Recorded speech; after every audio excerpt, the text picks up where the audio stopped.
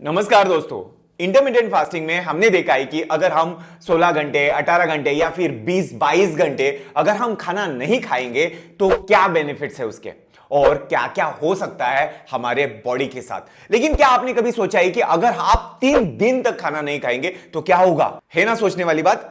3 दिन तक। तो आज के इस वीडियो में मैं आपको बताऊंगा कि क्या होगा हमारे साथ अगर हमने 3 दिन तक कुछ नहीं खाया, क्या होगा अपने बॉडी के साथ, और जो मैंने 44 आवर्स के फास्टिंग में एक्सपीरियंस किया है। तो करते हैं आज की वीडियो की शुरुआत और डिटेल में जानते हैं क्या होगा हमारे बॉडी के साथ। तो जब हम खाना खाते हैं तो वो हमारे बॉडी में सिंपलर मॉलिक्यूल्स में ब्रेक होता है और फिर उसे एनर्जी के रूप में इस्तेमाल किया जाता है, ये तो हमें पता है। अब हमारे पेट में एक ऑर्गन है, उसका नाम है पैनक्रियाज, जो इंसुलिन प्रोड्यूस करता है। ये इंसुलिन एक हार्मोन है जो खाने के बाद ब्लड स्ट्रीम में जो ग्लूकोज होता है उसको एब्जॉर्ब करने में मदद करता है। इसी के साथ साथ फैट को अलग तरह से प्रोसेस किया जाता है और फैटी एसिड्स में कन्वर्ट हो जाता है, जो फिर हमारे बॉडी में एनर्जी के लिए इस्तेमाल किया जाता है। और कई और बायोलॉजिकल प्रोसेस के लिए भी फैट इस्तेमाल होता है, जैसे कि बॉडी में टेस्टोस्टेरोन प्रोडक्शन।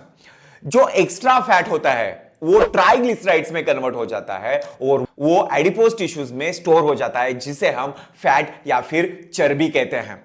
इसी तरह से जो कार्बोहाइड्रेट्स हम खाते हैं वो ग्लाइकोजन में कन्वर्ट हो जाते हैं और वो लिवर और मसल में स्टोर हो जाते हैं। लेकिन लिवर और मसल की एक स्टोरेज कैपेसिटी होती है, लेकिन जब ग्लाइकोजन का स्टोरेज लिमिट क्रॉस कर जाता है तो बाकी की एनर्जी वापस ट्राइग्लिसराइड में कन्वर्ट हो जाती है और फिर बॉडी फैट में स्टोर हो जाती है। ये एक रूटीन प्रोसेस होता है जो हमारे बॉडी में हर दिन होता है जब हम दिन भर खाना खाते हैं।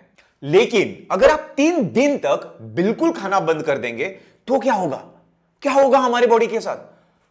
तो देखिए, लगभग 6 से 10 घंटे के फास्टिंग के बाद ब्लड स्ट्रीम में जो ग्लूकोज है ना, वो उसकी लेवल कम हो जाएगी, वो धीरे धीरे खत्म हो जाएगा। और 10 घंटे के बाद, 10 घंटे के फास्टिंग के बाद आपकी बॉडी एचजीएच यानी कि ह्यूमन ग्रोथ हार्मोन के लेवल को इंक्रीज करना शुरू कर देगी।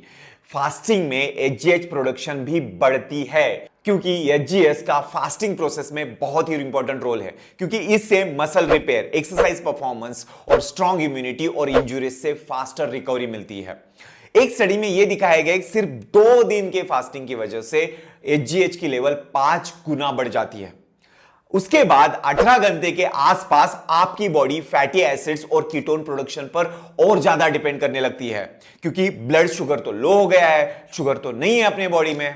इस समय हमारी बॉडी में इन्फ्लेमेशन बहुत कम हो जाती है और एचजीएच के साथ साथ ब्रेन डिराइव न्यूरोट्रॉपिक फैक्टर यानी कि बीएनडीएफ भी बहुत ज्यादा सीक्रेट होने लगता है। एचजीएच और बीएनडीएफ नए न्यूरॉन्स और सिनेप्सेस की ग्रोथ को प्रमोट करते हैं, जिससे नर्व्स, सेंसरी ऑर्गन्स और ब्रेन बेटर कम्युनिकेट कर सके। बीएनडीएफ भी एग्जिस्टिंग ब्रेन न्यूरॉन्स को लॉन्गर तक सर्वाइव करने के लिए मदद करता है, जिससे लर्निंग और मेमोरी कैपेसिटी एनहांस होती है। यूजुअली 16 से 18 घंटे के बाद ऑटोफेजी की भी प्रोसेस स्टार्ट हो जाती है। और ये प्रोसेस तो मैंने आपको पहले बताया कि ऑटोफेजी का मतलब क्या है। तो इस ऑटोफेजी प्रोसेस में बॉडी अपने जंक मटेरियल को रिसाइकल करती है, जैसे डैमेज प्रोटीन्स, बैक्टीरिया हो गया या फिर डिसफंक्शनल सेल्स। ये बेसिकली हमारे बॉडी का एक क्लीनिंग प्रोसेस है और इस प्रोसेस को बूस्ट करने के लिए आपको फास्टिंग की ड्यूरेशन को बढ़ाने से पहले कैलोरी रेस्ट्रिक्शन, स्टार्वेशन या फिर इंक्रीज लेवल ऑफ एचजीएच और बीएनडीएफ चाहिए होता है। फास्टिंग में ये 3 कंडीशंस इन्वॉल्व होती है, इसीलिए फास्टिंग ऑटोफेजी प्रोसेस को इनिशिएट करने के लिए काफी इफेक्टिव है। शॉर्ट टर्म फास्टिंग आपके व्हाइट ब्लड सेल्स को डिसीज से लड़ने में भी बेटर बना सकता है और ओवरऑल आपकी इम्यूनिटी को इंप्रूव भी कर सकता है। लेकिन जब हम फास्टिंग एक्सटेंड करते हैं तब 24 to 32 घंटे के बाद, फास्टिंग के बाद आपकी बॉडी काफी लाइकली फैट स्टोर्स को इस्तेमाल करती है और इस समय आपके बॉडी में ब्लड स्ट्रीम में फ्री फैटी एसिड का कॉन्सेंट्रेशन काफी बढ़ जाता है और इसका इफेक्ट स्पेशली मेन में ज्यादा दिखता है, जो plasma free fatty acid concentration में वुमेन से 4 गुना ज्यादा एक्सपीरियंस करते हैं। ब्रेन, जो हमारा एक बहुत ही इंपॉर्टेंट ऑर्गन है, इसके लिए ग्लूकोज की जरूरत होती है और इसीलिए हमारी बॉडी बहुत सारी तरीकों से ग्लूकोज बनाना स्टार्ट करती है। तो बॉडी क्या करती है, हमने जो फैट स्टोर किया है वो लेती है, उसको 2 चीजों में कन्वर्ट करती है, ग्लिसरॉल और फ्री फैटी एसिड्स। ग्लिसरॉल को कन्वर्ट किया जाता है ग्लूकोज में और फ्री फैटी एसिड्स को कन्वर्ट करके यूज किया जाता है या फिर इस्तेमाल किया जाता है एनर्जी के लिए। और ये एक टेम्पररी ब्रेन को ग्लूकोज सप्लाई करती है बिना मसल्स टिश्यू को तोड़े।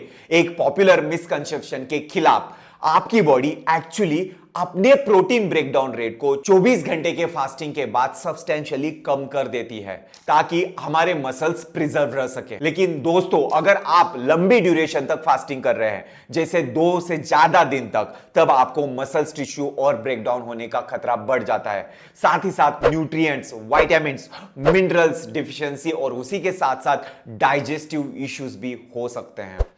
एक स्टडी में यह दिखाया गया है कि तीसरे दिन तक फास्टिंग से स्केलेटल मसल्स में से ग्लूटामिन कॉन्सेंट्रेशन 34% तक घट जाता है। ग्लूटामिन हमारे बॉडी में लीन मसल्स मास को मेंटेन करने में बहुत ही इंपॉर्टेंट है। ग्लूटामिन का रोल हमारे बॉडी में अदर अमीनो एसिड्स को एब्सॉर्ब करना है और इसी के साथ साथ प्रोटीन सिंथेसिस के रेट को भी इंक्रीज करना होता है। जब ग्लूटामिन लेवल घट जाता है तो मसल्स ब्रेकडाउन का रेट बढ़ जाता है, जो कि मसल प्रोटीन सिंथेसिस के कंपैरिजन में बहुत ही ज्यादा होता है और इसी के साथ साथ मसल लॉस का खतरा बहुत ही बढ़ जाता है।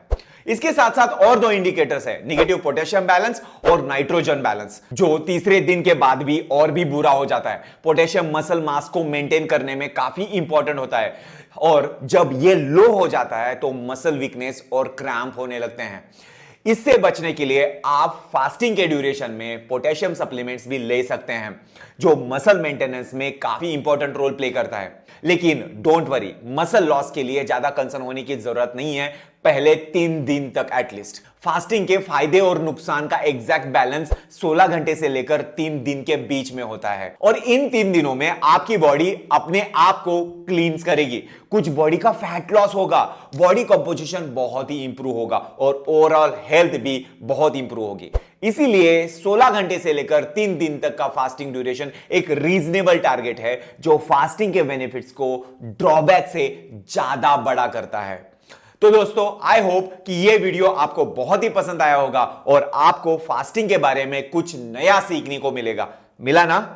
अगर आप अपने इंटरमिटेंट फास्टिंग प्रोटोकॉल को सेट करना चाहते हैं तो मैंने डिस्क्रिप्शन में एक वीडियो लिंक दिया है, जाइए और उसको देख लीजिए।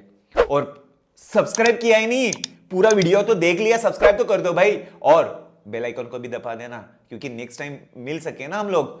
तो चलो मिलते हैं नेक्स्ट वीडियो में।